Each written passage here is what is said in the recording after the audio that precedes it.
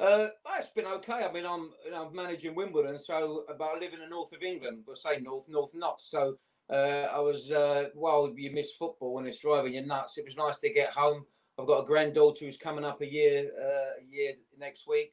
So it was nice to just get home and spend some time with her. But I'm itchy feet now, and I'm desperate to get back out on the grass.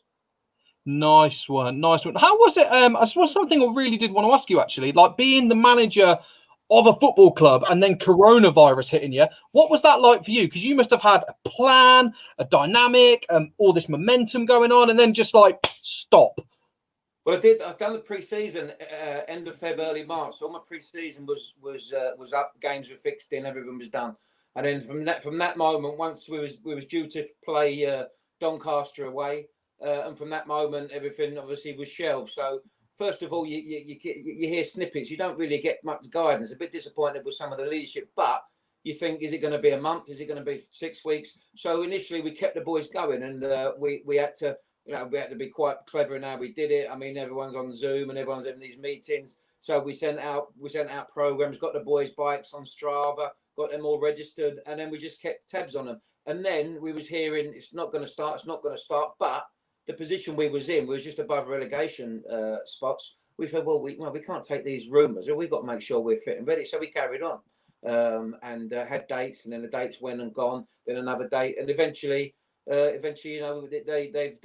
obviously quashed the season, and we've survived, and the boys are now having a well-earned rest, and now we're just waiting for the start of the season, whatever date that is. I've got 3 or 4 dates in mind for that pre-season again. So we're ringing around. If you speak to the teams in the north of England, they think it's going to be the end of September. Midlands is going to be the mid-September. My head was on the 5th of September. So smart money's on the 12th of September for us to kick off. So again, we're just rejigging pre-season, and again, just obviously we've got to set up COVID, got to set up testing, we've got to set up the protocols that are in place. So there's still a lot to do, and we're rushing to get it done. Because the thing is as well, you're not prepared for that in any way, shape or form. There's no coaching badge, or there's no school that says, right, just in case COVID happens, this is what you have to do to prep. So surely it's like everyone's in the same boat again almost. Yeah, it is. It's unprecedented. I mean, the main thing is obviously the revenue. For League One, League Two, the tap's been turned off. We're fan owned, and we're building a stadium. We're moving back to Plough Lane. So excellent. So it's the fans have we've got a slight loan, but the fans have put their hands in their pockets, and we're actually, so not only was the budget cut last year because the money's got to go to building the stadium. Now we've got no revenue at all. So we're scratching around, and I think there's a lot of clubs like that, and there's a lot of clubs that are really close to, close to that, probably I know. Well, Wigan went today. Wigan have gone into administration today, haven't they? Yeah. And they're a massive club, like a beautiful stadium, a big club. I didn't expect. I mean, I've heard League One and League Two. I didn't expect anyone from the Championship. That's come as a surprise. So your thoughts are with them, and hopefully it's not a domino effect, and hopefully that it can be resolved, and whatever they need to do, it's best done, and everyone gets through it unscathed. But I mean, the important thing is we're making sure we sit here this time next year, and all the clubs are still intact. Whatever league you're in is irrelevant. We've got to make sure that the clubs have been here over 100 years. We've got to make sure that we're the stakeholders, but we need to make sure we're right and we're ready for this time next year.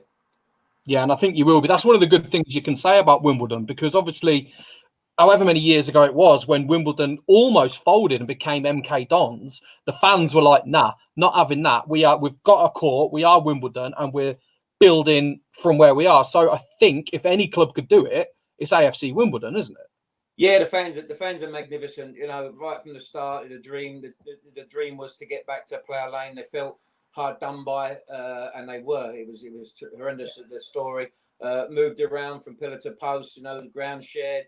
And then they got moved. Actually, did not go with ground share. They got moved, halfway up the M1 or bottom of the M1, as it were, to Milton Keynes. So that was when the nucleus of the fans decided to start again with AFC Wimbledon.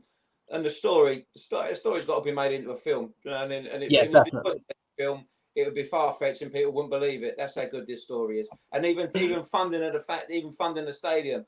You know, we've had crowdfunding, we've had a bond. I don't know if you're aware of this bond that the fans have been buying into this bond, and the money we've raised just through the fans is phenomenal. We're a great set of fans. That's great. That's proper football. So the question is then, Glyn, if and when they do make the Wimbledon film, who would you want to play you? Oh, I don't know. I've had a lockdown haircut, but before I was looking a bit Ray Winston like. Yeah, I don't know. Someone good looking, of course. Someone good looking. Yeah, naturally. Like you said, it would be far fetched. Yeah.